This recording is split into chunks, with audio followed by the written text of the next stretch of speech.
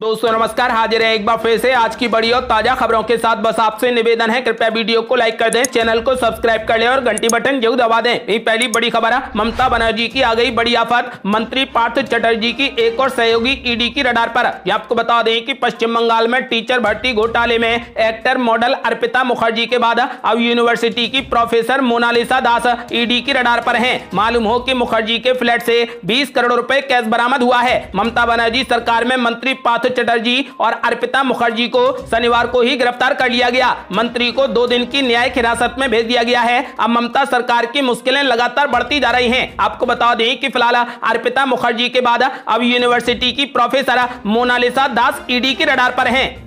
और बड़ी खबर, ममता बनर्जी के मंत्री पार्थ चटर्जी ईडी की रिमांड मिलते ही अस्पताल में हुए भर्ती। ये आपको बता दें कि कथित स्कूल भर्ती घोटाले की जांच के सिलसिले में ईडी द्वारा शनिवार को गिरफ्तार किए गए पश्चिम बंगाल के मंत्री पार्थ चटर्जी को बेचैनी की शिकायत के बाद शाम के समय अस्पताल में भर्ती करा दिया गया। एजेंसी के एक अधिकारी ने इस बात की जानकारी दी। पार्थ चटर्जी को कई स्वास्थ्य समस्याएं हैं। शहर की एक अदालत द्वारा 2 दिन की ईडी हिरासत में भेजे जाने के कुछ घंटे बाद ही उन्हें सरकारी अस्पताल के आईसीयू में भर्ती कराया गया। और बड़ी खबर, अखिलेश यादव से तलाक मिलने के बाद आया ओम प्रकाश राजभर का बड़ा बयान। समाजवादी पार्टी के समाप्त होने को लेकर कर दी बड़ी भविष्यवाणी। आपको बता दें कि समाजवादी पार्टी के राष्ट्रीय अध्यक्ष अखिलेश यादव की तरफ से तलाक मिलने के बाद सुभाषपा अध्यक्ष ओम प्रकाश राजभर ने उन पर जमकर हमला बोला। साथ ही समाजवादी पार्टी को लेकर भी बड़ी भविष्यवाणी की है। उन्होंने कहा कि अखिलेश यादव को समझदार लोगों और समझदार नेताओं की जरूरत नहीं है। समाजवादी पार्टी जिस दिन से भाजपा का नाम लेना बंद कर देगी उसी दिन समाजवादी पार्टी समाप्त हो जाएगी। आपको बता दें कि ओपी राजभर ने कहा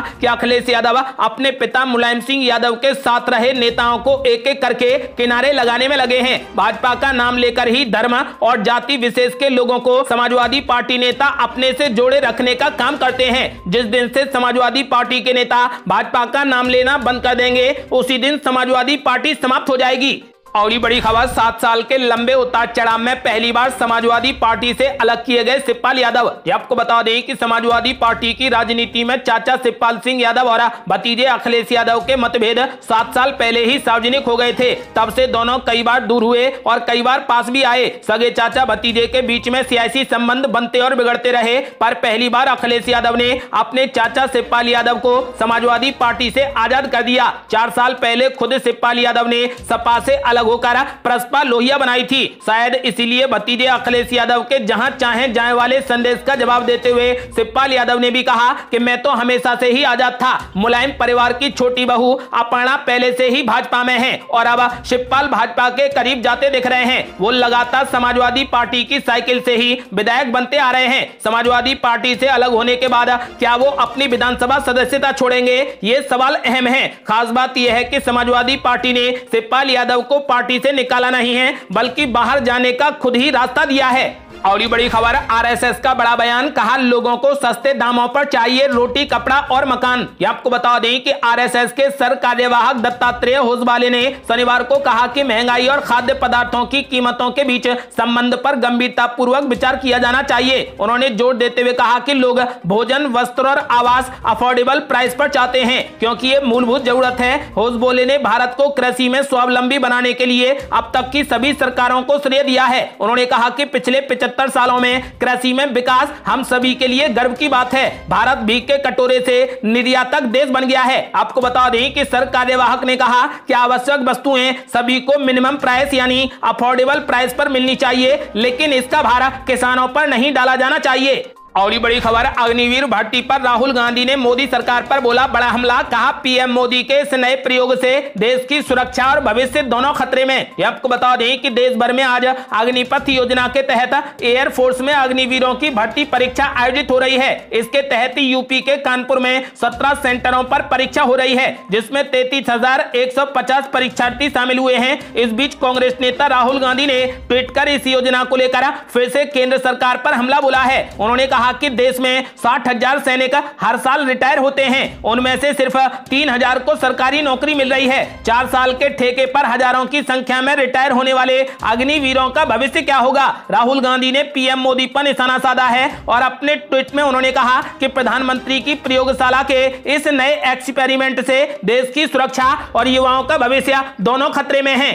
और ये बड़ी खबर, क्रॉस वोटिंग को लेकर अखिलेश यादव के तेवर हुए सख्त, पार्टी में बड़े एक्शन की कर रहे तैयारी। ये आपको बता दें कि राष्ट्रपति चुनाव में विपक्ष की तरफ से जमकर क्रॉस वोटिंग हुई, जिसका सीधा फायदा एनडीए उम्मीदवार द्रौपदी मुर्मू को मिला है और उन्होंने बड़े अंतर से जीत दर्ज की है। लेकिन अब विपक्षी दलों ने क्रॉस वोटिंग करने वाले नेताओं के खिलाफ बड़े एक्शन की तैयारी कर ली है। अखिलेश यादव ने इसे लेकर ओम प्रकाश राजभर और चाचा शिवपाल यादव को चिट्ठी लिखी। वहीं अब बताया जा रहा है कि अखिलेश यादव समाजवादी पार्टी में बड़े एक्शन की तैयारी में हैं। पार्टी के सूत्रों की तरफ से बताया गया है कि ओम प्रकाश राजभर और शिवपाल यादव से किनारा करने के बाद अब समाजवादी पार्टी की तैयारी क्रॉस वोटिंग करने वाले 5 विधायकों के खिलाफ एक्शन लेने की है। चर्चा के बाद इन सभी के खिलाफ एक्शन लिया जा सकता है। जानकारी के मुताबिक 26 जुलाई को अखिलेश यादव पार्टी के सीनियर पदाधिकारियों के साथ में बड़ी बैठक करने जा रहे हैं। इस बैठक में राष्ट्रपति चुनाव में हुई क्रॉस वोटिंग को लेकर चर्चा होगी। हालांकि अब तक ये साफ नहीं हो पाया कि क्रॉस वोटिंग करने वाले विधायक कौन हैं, लेकिन पार्टी को कुछ नाम पता चले हैं जिन पर शक है कि शायद इन्हीं विधायकों ने राष्ट्रपति चुनाव में क्रॉस वोटिंग की है। आपको बता दें कि इन विधायकों को लेकर अखिलेश यादव ने अब बड़े एक्शन की तैयारी कर ली है। और ये बड़ी खबर, बंगाल में हर किसी को थी एसएससी घोटाले की खबर, अधीर रंजन चौधरी ने की दोषियों के खिलाफ सख्त कार्रवाई की मांग। आपको बता दें कि पश्चिम बंगाल के कैबिनेट मंत्री पार्थ चटर्जी की एसएससी भर्ती घोटाले में गिरफ्तारी के बाद राज्य के कांग्रेस प्रमुख अधीर रंजन चौधरी ने कहा कि बंगाल में हर कोई इस घोटाले के बारे में जानता था। उन्होंने कहा कि कोर्ट के दखल के बाद जांच एजेंसियों ने कार्रवाई शुरू की, जिसके बाद यह सच सामने आया है। अधीर रंजन चौधरी ने कड़ा वार करते हुए कहा कि हम उम्मीद करते हैं कि इस पूरे मामले में दोषियों के खिलाफ सख्त से सख्त कार्रवाई की जाए और उन्हें तुरंत सजा मिले। दरअसल ये घोटाला तब हुआ जब पार्थ चटर्जी राज्य के शिक्षा मंत्री के पद पर थे। अधीर रंजन चौधरी ने साफ कर दिया है कि बंगाल में हर कोई इस घोटाले के बारे में जानता था, इसलिए मेरा निवेदन है कि कार्रवाई सख्त से सख्त हो और तुरंत सजा मिले। और ये बड़ी खबर, स्मृति ईरानी के बचाव में आई शिवसेना सांसद, बोली 18 साल की बच्ची को बदनाम न करें। ये आपको बता दें कि केंद्रीय मंत्री स्मृति ईरानी की बेटी पर गोवा में अवैध बार चलाने के आरोपों के बाद शिवसेना सांसद प्रियंका चतुर्वेदी सामने आ गई हैं। उन्होंने स्मृति ईरानी की बेटी जोयस ईरानी का बचाव करते हुए कहा कि 18 वर्षीय छात्रा को खलनायिका की तरह नहीं पेश किया जाना चाहिए। प्रियंका चतुर्वेदी ने कहा कि 18 साल के बच्चों को यह भी नहीं पता होता कि भारत में एक रेस्टोरेंट चलाने के लिए लाइसेंस प्राप्त करने की प्रक्रिया क्या है और इसमें किस तरीके की सजा हो सकती है। प्रियंका चतुर्वेदी ने कहा कि एक युवा लड़की ने अपने सपनों को पूरा करने के लिए ऐसा किया हो सकता है कि उससे कुछ गलती हो गई हो, लेकिन 18 साल की लड़की को इस तरीके से बदनाम नहीं किया जाना चाहिए। उन्होंने कहा कि मैं एक 19 साल के बच्चे की मां के रूप में ये सब बात कर रही हूं, मैं अपनी राजनीति को इससे अलग रखती हूं। दरअसल शिवसेना सांसद का ये ट्वीट तब आया है जब स्मृति ईरानी ने सभी आरोपों का खंडन कर दिया है। और ये बड़ी खबर, मुंबई की सड़कों पर उतरे लोग, कहा आरे कॉलोनी को बचा लो, मेट्रो कार शेड निर्माण के फैसले का हो रहा विरोध। ये आपको बता दें कि मुंबई के आरे कॉलोनी में मेट्रो कार शेड बनेगा। महाराष्ट्र की शिंदे सरकार ने पिछली उद्धव सरकार के रोक के फैसले को उलटकर मेट्रो कार शेड के निर्माण की मंजूरी दे दी है। सरकार द्वारा लिए गए इस निर्णय के बाद रविवार की सुबह से मुंबई में लोग सड़कों पर उतर आए हैं और इस फैसले के विरोध में जमकर प्रदर्शन कर रहे हैं। इस प्रदर्शन में आम नागरिक सहित पर्यावरण प्रेमी भी शामिल हैं। हर रविवार को नौजवान और पर्यावरण प्रेमी आरे कॉलोनी में इकट्ठा होकर इस फैसले के विरोध में प्रदर्शन करते हैं। अब ये आंदोलन केवल मुंबई में नहीं बल्कि अन्य राज्यों में भी हो रहा है। लोगों की मांग है कि मेट्रो कार शेड का निर्माण आरे कॉलोनी में नहीं होना चाहिए। और ये बड़ी खबर, नीरज चोपड़ा ने फिर से रच दिया इतिहास, बधाइयों का लगा तांता, पीएम मोदी ने बताई महान उपलब्धि। ये आपको बता दें कि विश्व एथलेटिक्स चैंपियनशिप में रजत पदक जीतने वाले पहले भारतीय बने ओलंपिक चैंपियन नीरज चोपड़ा को प्रधानमंत्री नरेंद्र मोदी समेत पूरे देश ने बधाई दी है। चोपड़ा ने अमेरिका के यूजिन में चल रही चैंपियनशिप की भाला फेंक स्पर्धा में 88.13 मीटर के थ्रो के साथ में रजत पदक जीत लिया है। इससे पहले भारत के लिए विश्व चैंपियनशिप में एकमात्र पदक 2003 में पेरिस में अंजू बेबी जॉर्ज ने लंबी कूद में कांस्य जीता था। 2003 के बाद अब नीरज चोपड़ा ने यह कमाल करके दिखाया है। इसको लेकर प्रधानमंत्री नरेंद्र मोदी ने कहा कि हमारे सबसे प्रतिभावान खिलाड़ी में से एक नीरज चोपड़ा की यह महान उपलब्धि है, देश को उन पर गर्व है। आपको बता दें कि फिलहाल नीरज चोपड़ा ने इतिहास रच दिया है।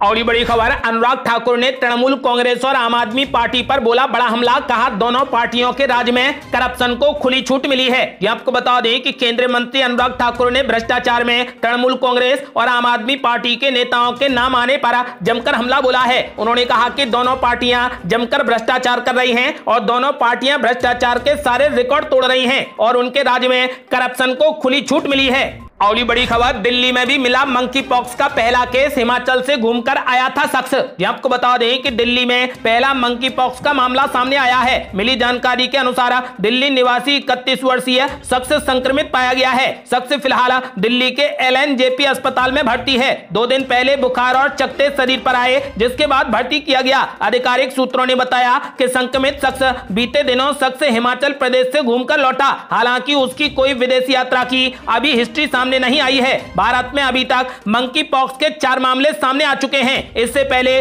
3 मामले केरल में सामने आए हैं। और ये बड़ी खबर, कैबिनेट का बड़ा फैसला, हर घर तिरंगा कार्यक्रम के लिए 40 करोड़ खर्च कर झंडे खरीदेगी योगी सरकार। ये आपको बता दें कि यूपी सरकार हर घर तिरंगा कार्यक्रम को भव्य बनाने के लिए 40 करोड़ रुपए खर्च कर झंडा खरीदेगी। इसके लिए 30 करोड़ पंचायती राज और 10 करोड़ रुपए नगर विकास विभाग देगा। मुख्यमंत्री योगी आदित्यनाथ ने शनिवार को कैबिनेट बाई सर्कुलेशन इस प्रस्ताव को मंजूरी दे दी है। शहरी और ग्रामीण आबादी को ध्यान में रखते हुए MSME के माध्यम से इसे खरीदा जाएगा। और ये बड़ी खबर, द्रौपदी मुर्मू सोमवार को लेंगी राष्ट्रपति पद की शपथ, 21 तोपों की दी जाएगी सलामी। ये आपको बता दें कि नवनिर्वाचित राष्ट्रपति द्रौपदी मुर्मू सोमवार को देश के सर्वोच्च संवैधानिक पद की शपथ लेंगी और उसके बाद उन्हें 21 तोपों की सलामी दी जाएगी। ये थी अब तक की बेहद बड़ी खबरें। यदि आप भी चाहते हैं कि भारत जल्द से जल्द कोविड मुक्त हो जाए तो इस वीडियो को लाइक कर अपनी राय हमें कमेंट बॉक्स में जरूर दें। यदि आपने अभी तक हमारे चैनल को सब्सक्राइब नहीं किया है तो कृपया चैनल को सब्सक्राइब कर घंटी बटन जरूर दबा दें। जल्दी मिलते हैं बड़ी अपडेट के साथ, तब तक के लिए जय हिंद, जय भारत।